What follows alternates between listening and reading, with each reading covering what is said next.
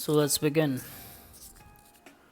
Today we'll discuss about entrepreneurship, entrepreneurs, need of employment opportunities, essential characteristics of a good entrepreneur. So देखते हैं. First thing is entrepreneur होता कौन है? Entrepreneurship क्या होती है? तो सबसे बेसिक क्वेश्चन का जवाब ये है, anyone who tries to start a business or tries to start a new organization in a new way with limited resources and hard work is an entrepreneur. कोई भी ऐसा इंसान जो कोई नया काम करना चाहता है या किसी पुराने काम को नए तरीके से करना चाहता है, खुद के लिमिटेड रिसोर्सेज के बेसिस पे, लिमिटेड फाइनेंसेस के बेसिस पे, और एक फ्यूचर ओरिएंटेड होते हुए, तो ऐसे इंसान को हम एक एंटरप्रेन्योर कहेंगे. So entrepreneur is also the leader और entrepreneur is also the owner of the business. अब एंटरप्रेन्योरशिप आप बहुत सारे फील्ड्स के अंदर देख सकते हैं. इसके अंदर एजुकेशन हो सकता है, इसके अंदर हेल्थ हो सकता है, इसके अंदर कोई नया एनवायरमेंटल प्रोजेक्ट हो सकता है, या ऐसा कोई और चीज़ जो आपको प्रॉफिट भी दे सके, साथ साथ आपको एक बिज़नेस दे सके, या फिर आपको एक ओरिएंटेशन दे सके जो आप फ्यूचर में करना चाहते हैं वो कर सकें. If you go by the text book definition, so it is doing new things or doing things that are already being done in a new way in simple definition of entrepreneurship. ठीक है, तो ये हमने समझ लिया है कि entrepreneur होगा कौन और क्या ये करता है. बहुत ही सिंपल सी डेफिनेशन आप लोगों ने समझ ली अभी. सो ये बेसिकली देखिए, एग्जिस्टिंग अपॉर्चुनिटीज़ के अंदर, मतलब जो मार्केट एनवायरनमेंट है, जो बिज़नेस एनवायरनमेंट है, उसके देखते हुए अगर आप कोई चीज़ क्रिएटिव करते हैं, कोई चीज़ नई करते हैं, या कोई चीज़ ऐसी करते हैं जो पहले नहीं हो या पहले थी भी तो उसको बहुत नए तरीके से करते हैं, और आप कमर्शियल इंस्टीट्यूशंस हैं, गवर्नमेंट की जो भी पॉलिसीज़ हैं, उन सबको मदद लेते हुए अगर आप कोई बिज़नेस एस्टेब्लिश करते हैं, तो वो आपका एंटरप्रेन्योरशिप की डेफिनेशन में आएगा. फॉर एग्ज़ाम्पल अनअकैडमी एक एंटरप्रेन्योरशिप का बहुत अच्छा मॉडल है जो आप देख सकते हैं ऑनलाइन प्लेटफॉर्म है टीचिंग का. तो इसी के साथ साथ कॉन्सेप्ट क्या है, तो ये वर्ड है एंटरप्रेन्योर, इसका ओरिजिन फ्रेंच लैंग्वेज के अंदर हुआ है. बेसिकली इसे ऑर्गेनाइज़र कहा जाता था. जो म्यूज़िकल कंपनीज़ हुआ करती थी उनको जो ऑर्गेनाइज़ करता था उसको एंटरप्रेन्योर कहा जाता था. ठीक है, और जो डायरेक्ट करता था, मैनेज करता था. लेकिन साथ के साथ इसका जो लिंक है वो उससे आने लगा, ऐसा कोई भी इंसान जो मैनेज करता है, ठीक है, ऑर्गेनाइज़ करता है, रिस्क उठाता है किसी भी चीज़ को चलाने के लिए, किसी एंटरप्राइज़ को चलाने के लिए, उसको एंटरप्रेन्योर कहा जाने लगा. सो रिस्क और प्रॉफिट दोनों ही एंटरप्रेन्योर को खुद को लेना पड़ता है. ठीक है, ये बेसिकली बिजनेसेस क्रिएट करते हैं, डेवलपमेंट मॉडल्स क्रिएट करते हैं, और ये ऐसी नई टेक्नोलॉजीज़ के अंदर इन्वॉल्व होते हैं या इनोवेट करते हैं जो फ्यूचर ओरिएंटेड होती है, लोगों की डिमांड को पूरी करती है. ठीक है, इनोवेशन जो वर्ड है एंटरप्रेन्योर्स के लिए सबसे ज़्यादा इम्पॉर्टेंट है, क्योंकि देखिए कोई काम मार्केट में हो रहा है और आप भी उसी काम को कर रहे हैं, तो बेसिकली आप कॉपी कर रहे हैं. You are not doing anything new, you are just doing the same thing which has been done for over centuries. But entrepreneur अगर है, then he will take the opportunity. सबसे पहले मार्केट स्टडी करेगा, देखेगा कौन से फील्ड में उसका इंटरेस्ट है, कौन से फील्ड में अपॉर्चुनिटीज़ एग्जिस्ट करती है, और कहाँ वो पे नई चीज़ ला के डाल सकता है.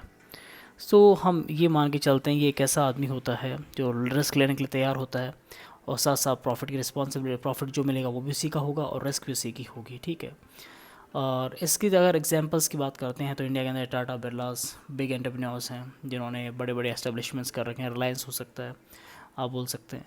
तो these are some examples of big entrepreneurs. अब एम्प्लॉयमेंट और अपॉर्चुनिटीज़ की क्यों ज़रूरत है? सबसे पहले एम्प्लॉयमेंट की ही क्यों ज़रूरत है? Because employment is something which gives और provides money in your hand. वो आपके हाथों में पैसा लाता है. And when you have money you can buy things, and when you will buy things the economy will run. मान लीजिए आपके पास पैसे हैं, आप दुकान पे से जाए कोई सामान लेके आते हैं, तो वो पैसा आप दुकानदार को देंगे। जब दुकानदार को वो पैसा आप देंगे तो दुकानदार उस पैसे से या तो कोई नया सामान खरीदेगा या फिर अपने बिज़नेस को बढ़ाएगा। अगर वो कोई और नया सामान खरीदता है तो उसके जिससे वो खरीद रहा है उसको पैसा मिलेगा। फाइनली होगा क्या, ये जो पैसे का सर्कुलेशन है ना, ये चलता रहेगा। फिर मान लीजिए फ्यूचर में वो बिज़नेसमैन और बड़ा बिज़नेस अपना बड़ा, उसका अगर डिमांड बढ़ती है तो बिज़नेस को एक्सटेंड करना चाहेगा, उसके लिए बैंक से लोन लेगा और उस लोन को कब चुकाएगा, जब आप उससे सामान खरीदेंगे। तो ये जो साइकिल है एम्प्लॉयमेंट की जो साइकिल है, जो ज़रूरत है, वो इकोनॉमी के बेसिस से देखें तो भी है। अगर सोशल एंगल से देखें कि एम्प्लॉयमेंट की क्यों ज़रूरत, तो आपकी मूलभूत ज़रूरतों को पूरा करने के लिए भी आपको एम्प्लॉयमेंट की ज़रूरत होती है। दूसरा, अगर हम एक और एंगल से देखते हैं, आपकी बेटर लिविंग कंडीशंस के लिए, बेटर ह्यूमन डेवलपमेंट के लिए भी एम्प्लॉयमेंट इम्पॉर्टेंट है। क्योंकि अगर आपके पास पैसा होगा, आपके जेब में कुछ पैसा होगा, तो अपने बच्चों को आप बढ़िया एजुकेशन दे सकेंगे। ठीक है, अगर बच्चों को बढ़िया एजुकेशन मिलेगा then they will earn something in their future. And इसके साथ साथ अगर आपके पास बेटर लिविंग कंडीशंस होंगी तो आप हाइजेनिक रहेंगे, कम बीमार पड़ेंगे, और जब आप कम बीमार पड़ेंगे तो जो आपका हेल्थ इंफ्रास्ट्रक्चर है उस पर कम से कम लोड पड़ेगा। तो इसी प्रकार से एक बेटर लाइफ के लिए, एक डेवलप्ड नेशन के लिए और गरीबी हटाने के लिए हमें एम्प्लॉयमेंट की ज़रूरत है। एम्प्लॉयमेंट किसी भी प्रकार का हो सकता है। It can be private employment, it can be public employment, it can be self employed, मतलब आप खुद का बिजनेस अगर चलाते हैं तो आप सेल्फ एम्प्लॉयड हैं। तो basically to fulfil your needs in any form, social needs, okay, economic needs, communities need, nations need, अगर आपको ये सारी नीड्स पूरी करनी है then you need money in your hand. And from where money will come? When you get employed, directly, indirectly, or self-employed. So I think what is the need of employment? It is clear. अब क्या characteristics होते हैं, कौन इंसान है जो एक entrepreneurship की कैरेक्टरिस्टिक लेके चलता है?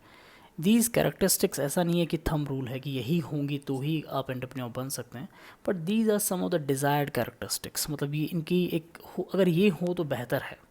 सबसे इम्पॉर्टेंट है किसी भी चीज़ को करने के लिए self confidence. If you do not have the confidence, even though if you have knowledge, बहुत नॉलेज है, but you don't have the confidence, then still you won't be able to do the very simplest of the task. बहुत आसान चीज़ें भी आप नहीं कर पाओगे अगर आपके पास कॉन्फिडेंस की कमी है। तो बहुत सिंपल सी चीज़ है, कॉन्फिडेंस नहीं है तो जो भी आपके पास है वो भी एक तरह से नहीं के बराबर है। दूसरा, टास्क रिजल्ट ओरिएंटेड होना चाहिए आदमी। मतलब अगर कोई काम उठाया है, कोई काम शुरू किया है तो उस काम को ख़त्म करने की हिम्मत रखे, ठीक है, पेशेंस रखे, और उस काम के रिज़ल्ट ओरिएंटेड, मतलब ऐसा नहीं कोई चीज़ आज स्टार्ट करी उसको बंद कर दिया और 15 दिन बाद स्टार्ट किया। if someone who has this quality to begin a work and to finish it in a required period, मतलब काम शुरू किया और एक टाइमलाइन के अंदर कंप्लीट किया, तो ये भी एक डिज़ायर्ड क्वालिटी उसके अंदर होनी चाहिए। तीसरा है, अगर एक और की बात हम करते हैं, वो ये है अपना रिस्क टेकर। देखिए आजकल का जो एनवायरनमेंट है, बिजनेस एनवायरनमेंट है, it is not certain, nothing is certain, you can not predict the future. For example अभी इस पैंडमिक को देखते हुए अगर हम बात करते हैं, no one had predicted 1 year before कि ऐसा कुछ होगा, कि 1 साल पहले कुछ किसी ने ये नहीं सोचा था कि ऐसा कुछ होगा। और जिस तरह से हमारी country, even the whole world has come to stand still, ऐसा कुछ हुआ किसी ने सोचा नहीं। तो रिस्क तो लेना ही होगा लाइफ के अंदर। If you are entrepreneur and if you have this quality to take the risk, क्योंकि जो लोग रिस्क नहीं लेते हैं वो इन्वेस्ट नहीं कर पाएंगे। जो इन्वेस्ट नहीं कर सकता वो इनोवेशन के लिए ज़्यादा सोचेगा नहीं, ठीक है। तो इनोवेशन के साथ साथ आपको चाहिए होगा इन्वेस्टमेंट, और इन्वेस्टमेंट के रिस्क आप नहीं ले सकते हैं then you are not a desired person for being an entrepreneur. इसके बाद अगर हम बात करते हैं लीडरशिप की, लीडरशिप क्या होती है? फॉर एग्जांपल लीडरशिप वो चीज़ होगी, एक क्वालिटी है ये लीडरशिप, मीन्स टू लीड, लोगों को लीड करना, मतलब आप जिम्मेदारी लेते हो उसके अंदर, आप कोशिश करते हैं अगर कोई काम है तो आप खुद के कंधों पे उस वज़न को उठाते हैं, you try to do it by your own self. Leadership is something which also motivates other people, मतलब अगर आप में लीडरशिप क्वालिटी है तो आप खुद तो काम करेंगे ही और दूसरों को इनोवेट और मोटिवेट भी करेंगे कि वो आपके साथ उस काम को कर सकें। अगर किसी में हताशा आती है और वो आपके कम्युनिटी का मेंबर है, आपके ग्रुप का, आपकी टीम का मेंबर है, and if you can motivate that person then you have the leadership quality. उसके बाद ओरिजिनलिटी की बात करते हैं। ठीक है. Originality is also one of the desired quality for being an entrepreneur. Why? Because if you are just copying things and you are just reproducing them in your own way, that doesn't mean that you have that quality, that business acumen to lead or to grow in a particular enterprise. So if आपके पास original plan है, अगर आपके पास originality है आपके plan के अंदर, अगर आप सोच सकते हैं कोई प्लान इनोवेट कर सकते हैं और उसको फिर एग्जीक्यूट कर सकते हैं, that is something which is desired. Because कोई भी चीज़ अगर नई है तो उसका जो पोटेंशियल होगा, उसके अंदर जो इनोवेशन की चांसेस होंगे, उसके अंदर जो वैरायटी की चांसेस होंगी वो ज़्यादा होती हैं. और लास्ट में अगर हम बात करते हैं, फ्यूचर ओरिएंटेड होना चाहिए. भविष्य को देखते हुए प्लान करें, भविष्य को देखते हुए अपने प्रपोजल्स तैयार करें और फ्यूचर को देखते हुए ही चीज़ों को लॉन्च करें. क्योंकि ऐसा नहीं हो सकता कि जो चीज़ आज इन्वायरमेंट के अंदर, मार्केट के अंदर या लोगों की ज़रूरत ही नहीं है, if you have originality, if you have innovation in that domain, then it is not, मतलब ऐसा हो जाएगा ना कि वो उसकी रिक्वायरमेंट ही नहीं और आप वो चीज़ प्रोड्यूस कर रहे हैं, तो that there is a certain chance कि वो आपका प्रोडक्ट फेल हो जाएगा, आप एज ए एंटरप्रेन्योर फेल हो सकते हो. सो फ्यूचर ओरिएंटेड होना बहुत ज़रूरी है. मार्केट की डिमांड को, मार्केट की नब्ज़ को पकड़ के समझ के चलना बहुत इंपॉर्टेंट है.